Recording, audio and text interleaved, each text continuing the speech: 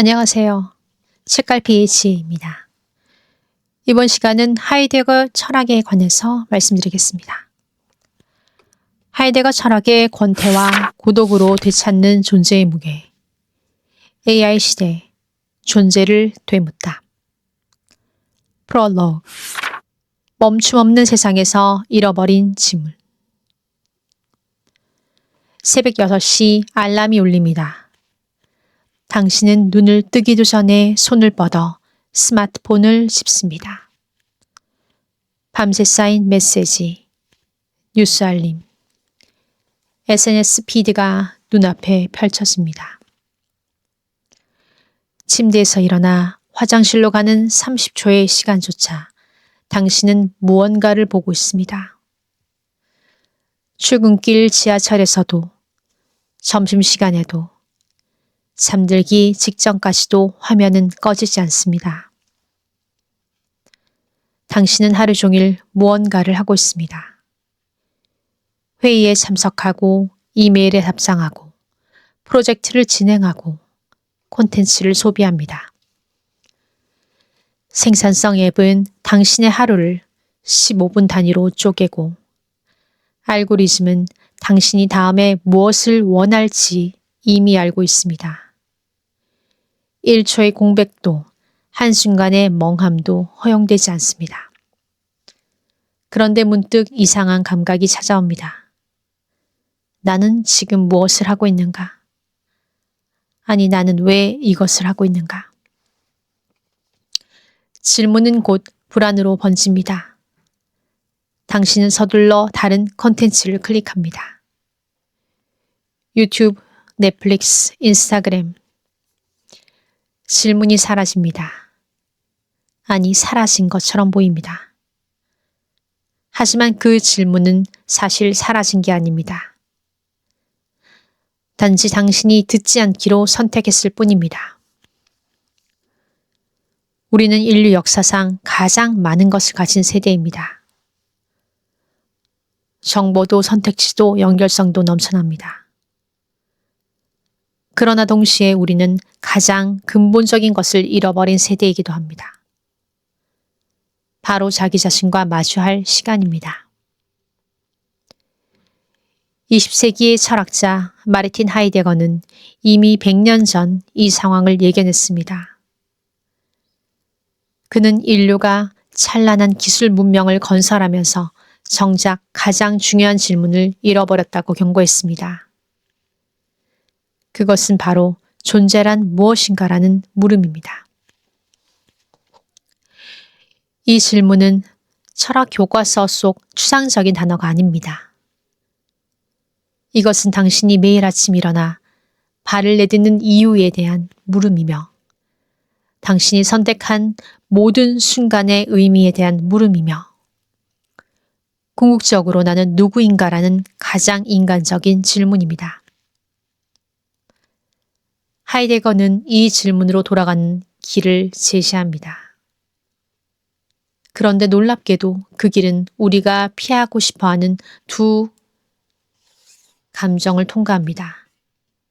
바로 권태와 고독입니다. 권태, 아무것도 하고 싶지 않고 모든 것이 무의미하게 느껴지는 그 지루함. 우리는 권태를 피하기 위해 끊임없이 자극을 찾습니다. 하지만 하이데거는 말합니다. 권태야말로 당신의 삶이 보내는 신호라고. 당신이 진짜 원하는 것이 무엇인지, 당신이 진짜 누구인지를 묻는 신호라고. 고독. 타인과 단절되고 혼자 남겨진 그 적막함. 우리는 고독을 두려워하며 끊임없이 연결되려 합니다. 하지만 하이데거는 말합니다. 진정한 고독 속에서만 당신은 남들이 원하는 나가 아닌 진짜 나를 만날 수 있다고. AI가 우리의 모든 질문에 답하고 알고리즘이 우리의 다음 욕망을 예측하는 이 시대에 하이데거가 말하는 권태와 고독은 시대착오적인 사치처럼 들릴지도 모릅니다. 하지만 그것은 오해입니다. 권태와 고독은 사치가 아닙니다. 그것은 생존입니다. 끊임없이 최적화되고 측정되고 분석되는 세상에서 권태와 고독만이 당신을 자원이나 데이터가 아닌 하나의 온전한 존재로 되돌려 놓을 수 있습니다. 침묵하십시오. 그리고 물으세요. 나는 지금 어디에 있습니까? 하이데거는 그 질문의 끝에서 당신을 기다리고 있습니다. 첫 번째, 존재의 의미를 물었던 철학자 마르틴 하이데거. 혼돈의 시대, 근원을 향한 시선. 마르틴 하이데거는 20세기 철학의 시형을 완전히 재편한 사상가입니다. 그가 활동했던 20세기 초반은 제1차 세계대전의 참혹한 비극과 과학기술의 눈부신 발전이 교차하는 격동의 시대였습니다. 당시 사람들은 이성과 기술이 인류의 모든 문제를 해결하고 새로운 유토피아를 열어줄 것이라 믿었습니다. 계몽주의 이래 서구 문명은 합리성과 효율성을 최고의 가치로 추구했고 산업혁명은 그 믿음을 현실로 만드는 듯 보였습니다.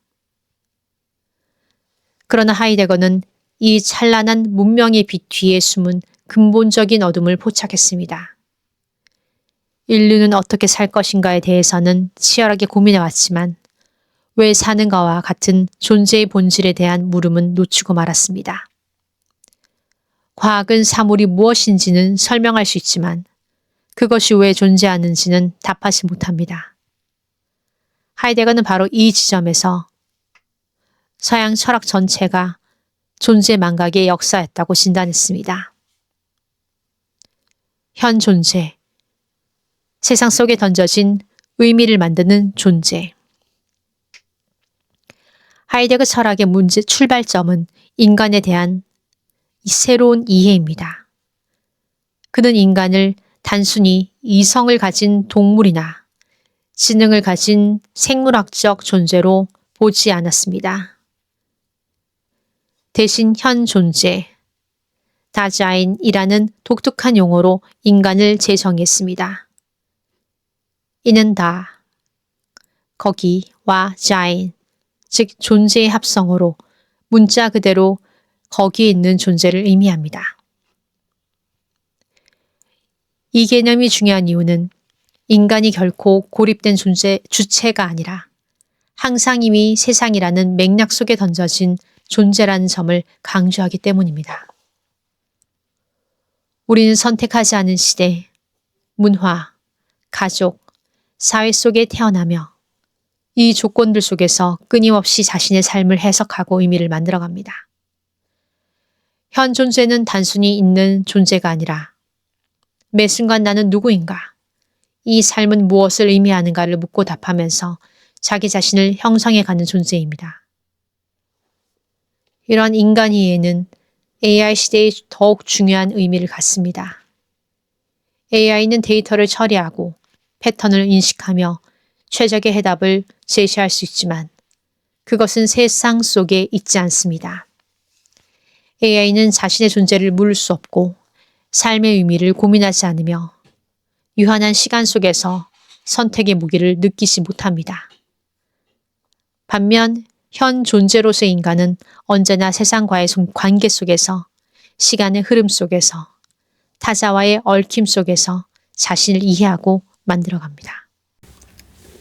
두 번째, 닦음의 시대. 모든 것이 자원으로 전락하는 세계. 현대기술의 본질, 세상을 프레임하는 강력한 시선. 하이데거의 가장 날카로운 통찰 중 하나는 현대기술의 본질에 대한 분석입니다. 그는 기술을 단순히 인간이 사용하는 도구의 집합으로 보지 않았습니다. 대신 기술은 세상을 바라보는 하나의 특정한 방식, 즉 존재 방식이라고 주장했습니다. 이를 그는 닦음 또는 몰아세움, 틀지움이라는 개념으로 설명했습니다. 영어로는 inframing으로 번역되는데 말 그대로 세상을 하나의 틀 안에 가두어 바라보는 방식입니다. 이 닭금의 프레임 안에서 자연과 인간은 그 자체로 존중받고 존재하는 것이 아니라 언제든 추출하고 활용할 수 있는 부품 또는 저장고로 전락합니다. 숲은 더 이상 생명이 숨쉬는 신비로운 공간이 아니라 목재 자원이 되고, 강물은 흐르는 자연의 일부가 아니라 수력 발전 에너지원이 됩니다. 인간 역시 예외가 아닙니다. 우리는 인적 자원으로 분류되고 노동력으로 계량되며 소비자 데이터로 환원됩니다. AI 시대의 닭금, 데이터로 환원되는 인간. 오늘날 AI 시대를 보면 하이데거의 통찰은 소름 끼치도록 정확합니다. AI 알고리즘은 우리의 취향, 감정, 관계, 심지어 생각까지도 데이터 포인트로 전환합니다. 우리가 클릭한 링크, 머문 시간, 구매한 상품, 입력한 검색어, 하나하나가 수집되고 분석되어 우리를 예측 가능한 패턴으로 만듭니다. 기업들은 우리를 사용자라고 부르지만 실제로는 광고 수익을 창출하는 데이터 생산자로 취급합니다.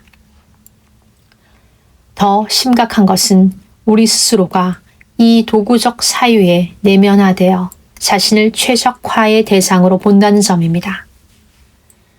우리는 더 생산적인 자신, 더 효율적인 루틴, 더 나은 버전의 나를 만들기 위해 끊임없이 자기 개발서를 읽고 앱을 활용하며 알고리즘의 추천을 따릅니다.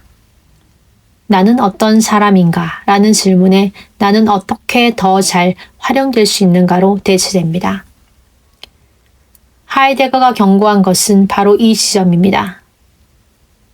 도구적 사유가 지배할 때 인간은 자신이 누구인지, 왜 존재하는지를 묻는 능력을 상실하고 오직 어떻게 기능할 것인가만을 고민하게 됩니다. 존재는 망각되고 효율성만이 남습니다. 위험 속의 구원, 기술을 넘어서는 사유. 그러나 하이데거는 단순히 기술을 비판하고 과거로 돌아가자고 말하지 않습니다. 오히려 그는 독일 시인 헬델린의 말을 인용하며 이렇게 말했습니다. 위험이 있는 곳에 구원도 함께 자란다. 기술의 본질을 깊이 이해할 때, 즉 우리가 닭금에 갇혀 있다는 것을 자각할 때 비로소 우리는 그것을 넘어설 수 있는 길을 발견할 수 있습니다. AI가 우리를 자원으로 프레임화할수록 우리는 더 절실하게 데이터로 환원될 수 없는 인간다움을 되물을 수 있습니다. 기술이 제공하는 효율성의 유혹이 강할수록 우리는 더 깊이 의미와 존재의 문제로 돌아갈 수 있습니다. 하이데거는 기술의 주인이 되는 길은 기술을 거부하는 것이 아니라 기술을 도구로 부리면서 존재의 존엄성을 잊지 않는 것이라고 가르칩니다. 세 번째, 심오한 권태. 존재의 목소리를 듣는 축복받은 멈춤. AI가 빼앗아간 지루함의 가치. AI 시대의 가장 큰 적은 무엇일까요? 어쩌면 지금 그것은 지루함일지도 모릅니다. 현대의 플랫폼들은 우리에게 단 1초의 공백도 허용하지 않습니다. 스마트폰을 켜는 순간 끊임없이 콘텐츠가 쏟아지고 AI는 우리의 과거 행동을 분석해 딱 맞는 다음 영상을 제시합니다. 지하철을 기다린 2분, 엘리베이터를 타는 30초, 심지어 화장실에서의 짧은 순간까지도 우리는 화면을 들여다봅니다. 그러나 하이데거는 바로 이 지루함, 즉 권태에서 깊은 철학적 가치를 발견합니다. 그는 1929년에서 30년 프라이부르크 대학에서 진행한 강의, 형이상학의 근본 개념들에서 권태를 세 가지 단계로 구분하며 그것이 단순한 불편이 아니라 존재를 깨우는 근본 기분임을 밝힙니다. 권태의 세 가지 층위. 첫 번째 층위. 대상에 의한 지루함. 이것은 우리가 일상적으로 경험하는 지루함입니다. 기차역에서 기차를 기다리며 시계를 보는 순간, 재미없는 강의를 듣는 동안, 지루한 파티에 억지로 참석했을 때 느끼는 감정입니다. 여기서 지루함은 특정한 대상이나 상황에서 비롯됩니다. 우리는 이를 시간 죽이기로 해결하라 합니다. SNS를 스크롤하고 게임을 시작하며 유튜브를 켭니다. 이 단계의 지루함은 아직 피상적이며 쉽게 해소될 수 있습니다. 두 번째 층이 공허한 즐거움 속의 지루함. 이것은 더 미묘하고 불안한 지루함입니다. 친구들과 파티에서 웃고 떠들고 겉으로는 즐겁게 시간을 보내지만 문득 가슴 한 구석이 텅 빈 듯한 허전함을 느낍니다. 이게 다인가 하는 물음이 스물스물 올라옵니다. AI가 추천하는 완벽한 영상을 보면서도 끝없는 콘텐츠를 소비하면서도 채워지지 않은 공허함이 바로 이것입니다. 여기서 지루함은 특정 대상이 아니라 활동 전체에서 비롯됩니다. 우리는 즐거움을 느끼지만 동시에 그것이 진정한 만족감을 주지 못한다는 것을 알아챕니다.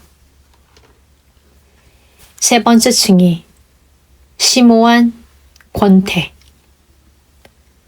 이것이 하이데거가 가장 주목한 진정한 권태입니다. 여기서 권태는 더 이상 특정 대상이나 상황에서 비롯되지 않습니다. 세상 전체가 의미를 잃고 모든 사물이 우리에게 아무것도 말하지 않는 듯 느껴집니다. 한 사람에게 지루하다. 여기서 한 사람은 익명의 누군가가 아니라 바로 나 자신입니다. 이 순간 우리는 일상의 바쁨, 도구적 활동, 사회적 역할 모두로부터 이탈합니다. 권태가 주는 선물, 존재와의 만남. 역설적이게도 하이데거는 이 심오한 권태를 축복으로 봅니다.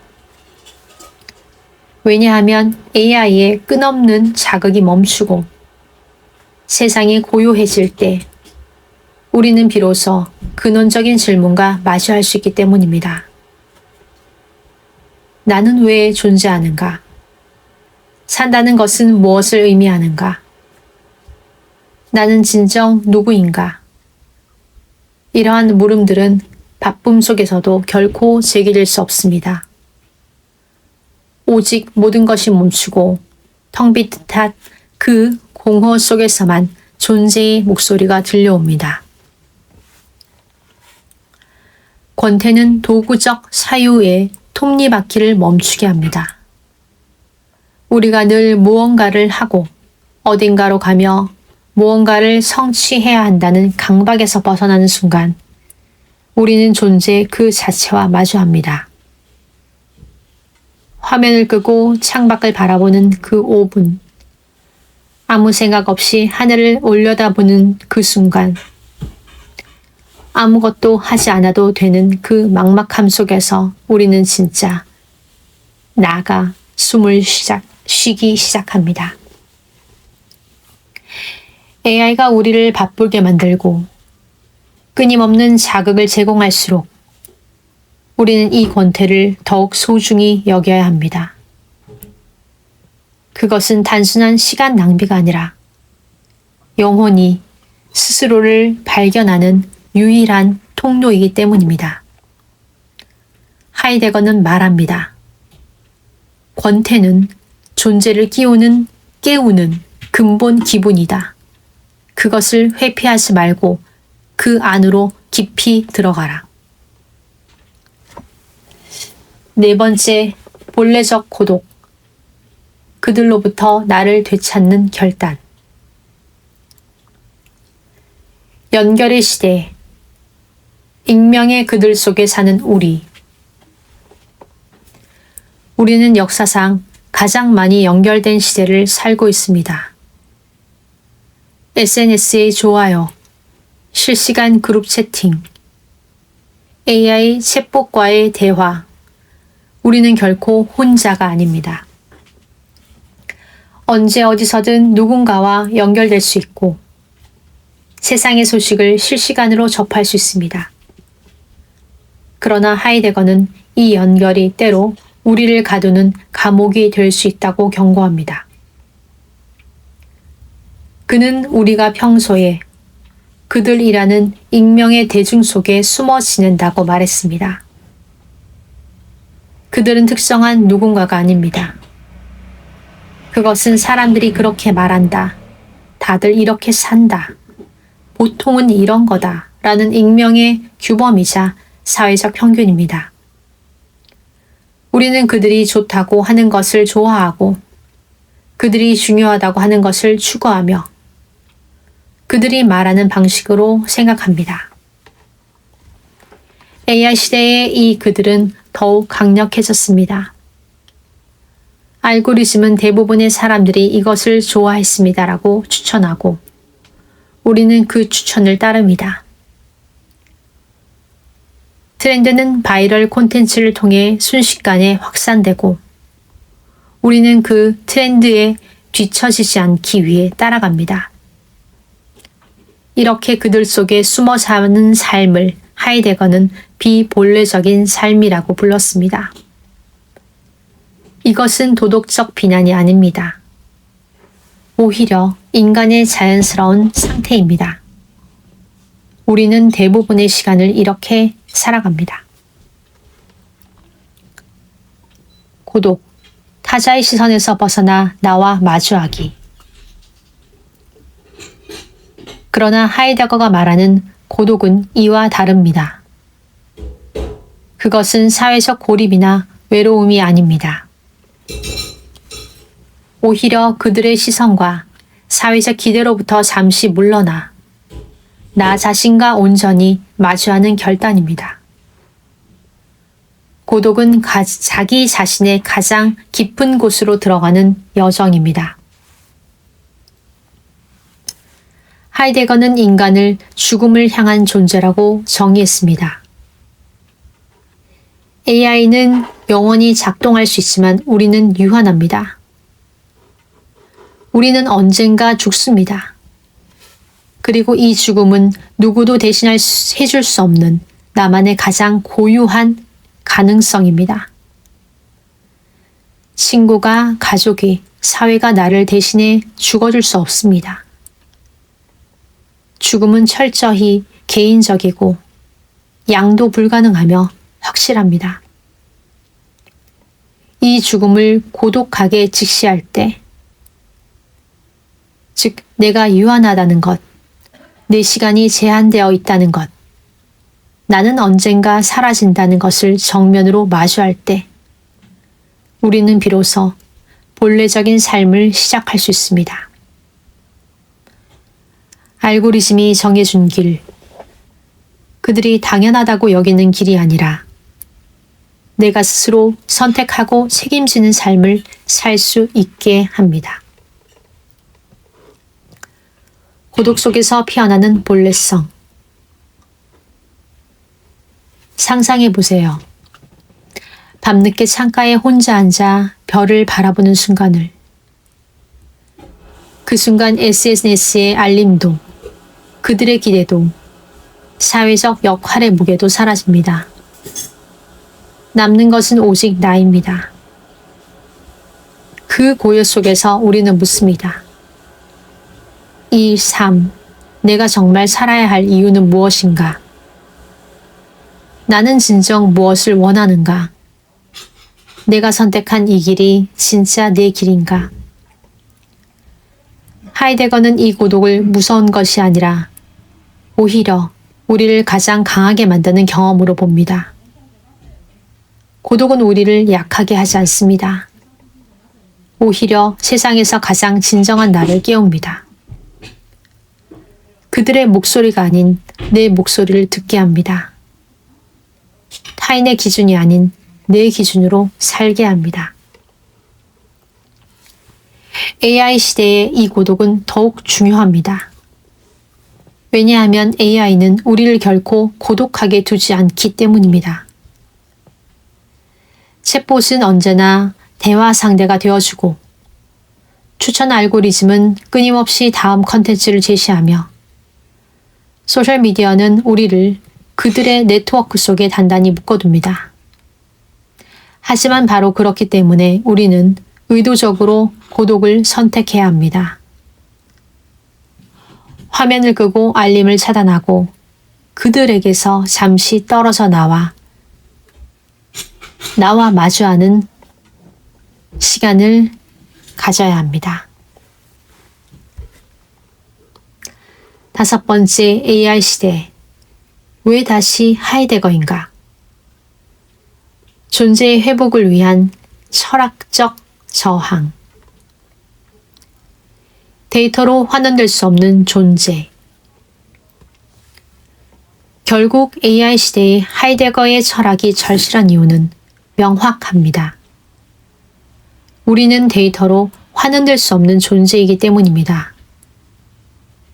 AI는 우리의 행동 패턴을 예측할 수 있고 우리의 선호를 분석할 수 있으며 우리에게 최적화된 경험을 제공할 수 있습니다.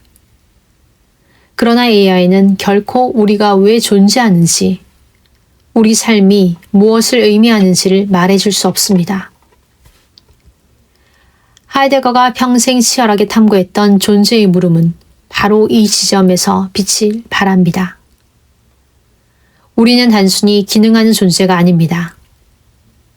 우리는 의미를 만들고 세상을 해석하며 선택의 무게를 느끼고 유한함 속에서 자신의 길을 개척하는 존재입니다. AI가 아무리 발전해도 이것만은 대신할 수 없습니다. 효율성을 넘어 의미로. AI는 가장 빠른 길을 알려줍니다. 가장 효율적인 루틴을 제시합니다. 가장 생산적인 방법을 추천합니다. 그러나 AI는 왜 그 길로 가야 하는가?